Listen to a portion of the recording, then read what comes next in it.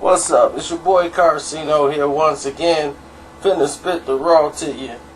And right now, everybody wants to know the truth between the battle between Rakim and Big Daddy Kane. Now, let me take you to the beginning, because that's where you always got to go with a story like this. In the beginning, Eric B and Rakim is getting ready to come out and do their own thing. And at the same time, you got Big Daddy Kane them was forming with the Juice Crew. But before that, Granddaddy IU was already doing his thing. You know, he was doing this thing separate, wasn't even really with the group. So him and Kane had a little words, because they ended up calling him Big Daddy Kane when he was just Kane. King Asiatic. What was his name? What did Kane stand for? King Asiatic, no one's equal, or nobody's equal. That was Kane's name when he came in and so he was like, yo, what's up, Kane? Then they just added the Big Daddy part to his name. But Marley Marl was supposed to produce Eric B and Rakim. Like, Rakim had such a buzz coming into the game because of his lyrical output, like who would stand up to the God, Rakim. So he's working on his debut album, got My Melody, and what's his name was supposed to produce it, but he got so busy with the coming into putting his own crew together. And when he had the Juice Crew coming up, and he was like, man, we finna put these albums out, he was gonna be so busy he wasn't going to have time to do what he set out to do earlier. Because he's getting a more lucrative deal putting these acts together with Biz Markie. You got Roxanne Shante. You got Shan. You got all these guys here in the Juice Crew. And Big Daddy Kane is the new guy coming in.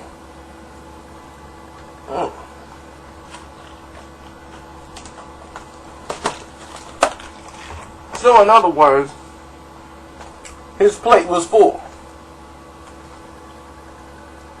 So while his plate is full, they sitting around and, he's writing My Melody, and he gives shouts out to, because that's what you did, you shouted out your DJ or whoever made your track. Eric B was the DJ, but for production, no one was better than Marley Marl. So he shouts out Marley Marl in the song, and then he comes to find out that Marley ain't gonna finish the whole album. He's working with these guys. And everything was cool, they all in there listening to each other flow. And everybody's praising Kane, like, man, Kane raw, man, Kane Big Daddy's raw. So, Rod was like, okay, yeah, he's kind of nice. But Eric B's brother, who's really the instigator, and then Chuck, who's the biggest instigator of them all, they never liked Kane, really. Nobody was better than Rakim. In other words, so if anybody's holding another light to somebody else, they ain't gonna create the beat. They gonna be, hey man, such and such is talking about you. And that might not even been the case. But they putting the buzz and gassing them up. So you start listening to it and you start thinking, maybe he talking about me. So Rakim is listening to his rhymes, trying to see if he's talking about him. And then the way, after everybody's talking about, oh man, he's just, man, warm it up, Kane, and all of this, so people hear Microphone Fiend and all this stuff, and they think he's talking about Kane. And he was, oh man, the rap soloist, you don't want none of this. And Rakim calls himself the rap soloist. So he's saying, rap soloist, you don't want none of this. And all this, I'm a smooth operator operating correctly. Oh, because Big Daddy Kane was the smooth operator. Man, Rakim is coming at him. But that really wasn't the case. These were just really in, just coincidences, but Rakim really wanted to battle Kane. He really wanted to get that battle going. Especially was the rumor coming back that Kane is talking about, like, dude, I could come up with a song like that. It takes Ra to come up, like, with a song, like, he sit down and write. It takes Ra time before he come out and write a rhyme. And he was like, man, he said he could have made, like, 3-4 albums by the time you finish one. And it'll still be cold. So everybody's just pumping up Kane. So when Kane's second album comes out, and his move is more playeristic than anything on Smooth Operator, That's why Rakim was like, oh man, now he's trying to be the ladies' man, like this is like a whole 180. He's switching to the romance and the ladies' man, and he's the lady killer and all this. That's why he's like, I'm a smooth operating smoothly. But the only diss record that was ever towards Kane was Let the Rhythm Hit Him. Like, he let everybody have it. That was the angriest album ever. like Tupac, Machiavelli, they say that's the angry album. Listen to Let the Rhythm Hit Him. The entire album is a mad Rakim. He felt disrespected. He felt everybody was being put above him. He was being pushed to the side for like slots, tour dates, and everything. And then when Big Daddy Kane headlined the Apollo and did his little show, and Rakim didn't even get to headline it, but they wanted Ra on the same card, so Ra showed up anyway because his people was there. And Kane was ripping, and then they was like, man, Kane's staying on stage so long, and he doing this and that. He trying to cut Ra time so they can have more for Kane. Because Kane them finna do a stepping thing. It was way out of hand. So Kane talked, and he heard the earlier verses. Like, the verse was more severe than what you heard. So what they did was, they actually, they took out a couple of lines after he had a talk with, Rakim. They sat down and had a good talk, and Kane like, brother, look, these people putting battery in your back because I'm hearing it too.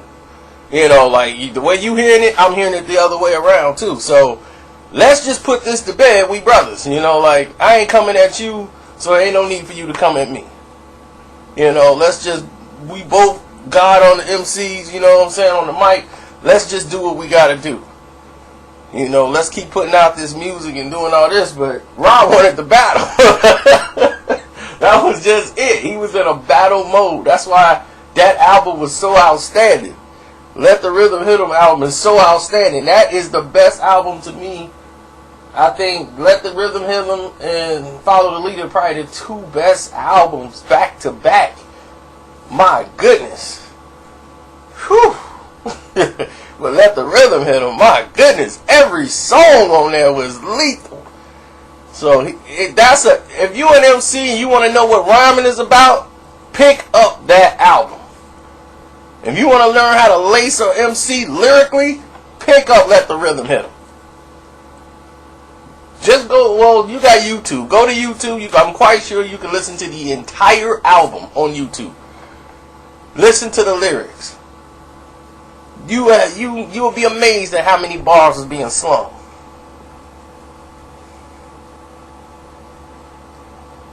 And Kane was holding his own. Now, it's not like he wasn't. But after all that was dead, then the Juice soundtrack comes out. And it's like Kane finna put a song on there. Because first they wanted to get Rakim. Rakim was doing the Juice soundtrack. They was gonna put 2 Rakim songs on there. Kane wasn't even on the soundtrack. But Kane wanted to show everybody that, because everybody's like, oh, okay, well, he's the Mr. Smooth lover boy, he's not really caring about MCing no more. So he wanted to show them he could still bang with everybody. So when he put Enough Respect Due on that album, and he wanted to show Rod and everybody else that they both was going to be on the same soundtrack, they wanted to bring it. So when Rod had Know the Ledge and they had the video for that, Kane dropped the song, was like, yo, I want to submit my song to the album. I'm going to be on the soundtrack. It was like, oh, Kane finna jump on there? He was like, yeah, I'm going to jump on. He's like, I got a track. And it wasn't the track they thought that he was going to submit. He was like, no, I want to put this on there. Enough Respect Due with the beat and everything. The whole 90s swing with a lyrical assassinating attack from Kane. Just lacing it. Just to let you know, like, dude, give me my respect. I'm still nice. Don't think I'm, just because I do the Lover Boy song, don't think it's sweet. So, yeah, and everybody went right back to comparing the two again. But there wasn't a real beef at all between the two. They both respected each other as MC generals and all, what they call them, the rap gods or whatever, but they were the best, some of the best to ever do it, period, hands down. So, on that note, it was fun to talk about this. This is one of the ones I enjoyed the most because both of them is too raw to even be putting one above the other. They just both was great at their craft. But let the rhythm hit them. If you ain't bought it or have it, go get it.